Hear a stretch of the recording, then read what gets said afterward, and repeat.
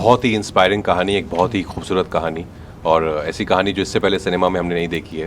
एक happy story है कि आपको स्माइल करके देखेंगे आप पूरी फ़िल्म में, थोड़ा रोएँगे भी और स्माइल भी करेंगे। मैंने ऐसा कुछ किरदार कभी किया नहीं है, तो बहुत चैलेंजिंग था। मुझे लगा कि इसको करने में डर बहुत लगेगा, लेकिन जब डर लगेगा तभी मज़ा आएगा, तभी आप अपने आप को पुश करोगे। ये ऐसी पिक्चर थी, might be any character, Jyothika, Sharad, Alaya, सब एक्टर्स, सब मेरी वाइफ ने थी, सब हमने बहुत मेहनत करके मज़े से किया। मतलब हमारी ये पिक्चर 65 डेज़ की शूटिंग थी, वी फिनिश्ड इन 41 डेज़। शायद जी आप फिल्म लेके आ रहे हैं श्रीकांत। आपकी टैगलाइन आ रहा है सबकी आंखें खोलने, और स्पेशली एबल पर्सन है। क्या है इस फिल्म की थॉट? सर ये फिल्म की थॉट यही है कि हम जो सोचते हैं नेत्रहीन लोगों को या विजुअली इम्पर्ड लोगों को, सबको लगता है कि दया करना चाहिए इन पे, इनको basically give them donation, give them, that's not what they want to have a great, they want to live a normal life, and that's what Want they equal ask. opportunities. Equal opportunities, normal life, and that's what they're asking for, and that's what our film Shrikant is all about, that if you give chances and if they get that chance and they really grab it with both their hands, आप हैरान हो जाएंगे और वो क्या क्या कर सकते हैं। वही श्रीकांत की स्टोरी। राजकुमार प्लीज़ आप बताएं, आपको जब ये फिल्म ऑफर हुई, क्या आपको सबसे ज़्यादा अट्रैक्ट किया इसको करने के लिए?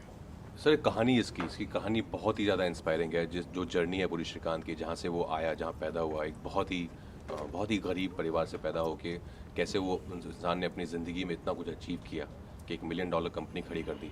आई थिंक वो कहानी बहुत इंस्पायरिंग थी मेरे लिए। उसके अलावा of course he is also visually impaired, तो मैंने ऐसा कुछ किरदार कभी किया नहीं है, तो बहुत चैलेंजिंग था। मुझे लगा कि इसको करने में डर बहुत लगेगा, लेकिन जब डर लगेगा तभी मज़ा आएगा, तभी आप अपने आप को पुश करोगे कि कैसे इसको मैं रियलिटी के इतना करीब लेके जाऊँ कि लोग कहें कि ये विजुअली इम्पेयर्ड लड़का ही है। तो किस तरह की तैयारी आपको करनी पड़ी? कुछ लोगों से मिले आप, ऐसा कुछ? जी हाँ, नहीं, ये बहुत ज़रूरी थी इसके लिए तैयारी। तो हम लोग ब्लाइंड स्कूल जाते थे साथ में, वहाँ घंटों हम लोग वक्त बिताते थे रियल लाइफ विजुअली इम्पेयर्ड लोगों के साथ। तो उनसे बहुत कुछ उनको देखना, ऑब्जर्व करना, ऑल्सो उनकी ज़िंदगी के बारे में जानना कि वो दुनिया को कैसे देखते हैं। कि एक तो एक आप हैं, एक फिजिकलिटी है, विजुअली इम्पेयर्ड है, बट व्हाट हैपन्स इनसाइड, के अंदर क्या चल रहा होता है, तो वो सब भी जानना बहुत ज़रूरी था। फिर खुद श्रीकांत के साथ काफ़ी टाइम स्पेंड किया, क्योंकि उनकी ज़िंदगी हम पर्दे पर उतार रहे हैं, तो उनसे चीज़ों को समझना कि वो कैसे देखते थे चीज़ों को, उन्होंने कैसे कोई डिसीजन लिया, वो सब चीज़ों की जानकारी उनसे बहुत निकाली। जो बच्चा प्ले कर रहा है Srikanth, he is also visually impaired, 100% blind है वो भी। तो उसके साथ 2 दिन बिताए, उसकी बॉडी लैंग्वेज, क्योंकि बड़ा होके ऐसा नहीं कि 2 अलग लोग लगें, तो वो भी बहुत ज़रूरी था। तो उसके साथ भी ये एक एक्सरसाइज हुई। और फिल्म करने के बाद आपका एक्सपीरियंस, फिल्म देखी है आपने? मैंने फ़िल्म देखी है, हाँ, मैंने तो 2-3 कट्स देख लिए हैं। बहुत ही अच्छी फिल्म बनाई है आई थिंक तुषार ने, और a film that we all are very very proud of. अभी इंतज़ार है बस 10 मई का, जब थिएटर्स में आएगी, क्योंकि ट्रेलर का रिस्पांस बहुत अच्छा है, तो होपफुली अभी ऑडियंस आएगी और उनको भी फिल्म देखने में उतना ही मज़ा आएगा। तुषार, आप कितने सेटिस्फाई हैं फिल्म देखने के बाद?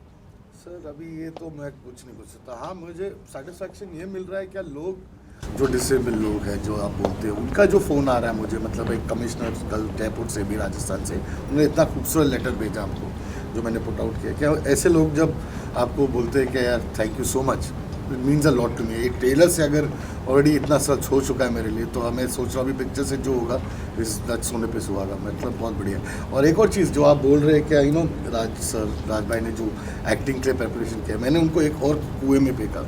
मैंने सोचा कि इस पिक्चर में जो भी विजुअली इम्पेक्ट, जो भी नेत्रहीन कैरेक्टर्स हैं, जो बच्चे हैं, जो वो है, उनके साथ मैंने सब वो एक्चुअली नेत्रहीन है। वो बच्चे से लेके जो भी कैरेक्टर जो नेत्रहीन है, वो सब नेत्रहीन है, so that he had to work with them. तो मतलब ये तो एक्सपोज हो जाते हैं अगर बिकॉज वो उनसे बेटर एक्टिंग तो कोई कर नहीं सकता, वो नेचुरल, तो उनको वो मैच करना था, and he did it I think better. तो उसका पूछ लीजिए वो बात ही। मेरा एक सवाल ये, लिखने का प्रोसेस होता है, आप बहुत फिल्में लिखी हैं, राजकुमार कब दिमाग में आया आपके? पहली बात तो मैं आजकल मेरी खुद की पिक्चर तो लिखता नहीं। Okay. मैं बंद कर दिया मेरी पिक्चर का, अगर मैं लिखता तो कभी नहीं बनती। दूसरा, राजकुमार डे 1 से जब श्रीकांत था, मुझे था कि राज सर ही कर सकते और कोई नहीं कर सकता। इनफैक्ट लिखने का भी बहुत उन्होंने हेल्प, राइटिंग में भी राज सर ने बहुत हेल्प किया। मतलब जब हमने स्टोरी बनाई थी तो एक जगदीप सिद्धू लिख रहे थे, फिर वो हमने एक पूरी कहानी बनाई थी, तो राज सर ने बहुत ही बढ़िया पॉइंट जो सेकंड हाफ का है, आप जब देखेंगे आपको पता चलेगा। फिर हम बैठ के हम सब ने बैठ के चेंज किया, राज सर भी बैठे, लाइंस भी काफ़ी देखेंगे, जो लोग बोलते हैं लाइंस भी है, इनका भी लाइन है, सबका लाइन है इस पिक्चर में। अभी मुझे याद नहीं किसका कॉन्ट्रीब्यूशन को, बहुत लोग पूछते ये लाइन किसने बोला, मुझे याद ही नहीं किसने लिखा अभी एक्चुअली, बट सब ने पूरा एक्चुअली वही मज़ा था कि सब ने, ये ऐसी पिक्चर थी, माइट भी एनी कैरेक्टर, ज्योतिका, शरद, सब एक्टर्स, सब मेरी वाइफ ने थी, सब हमने बहुत मेहनत करके मज़े से किया।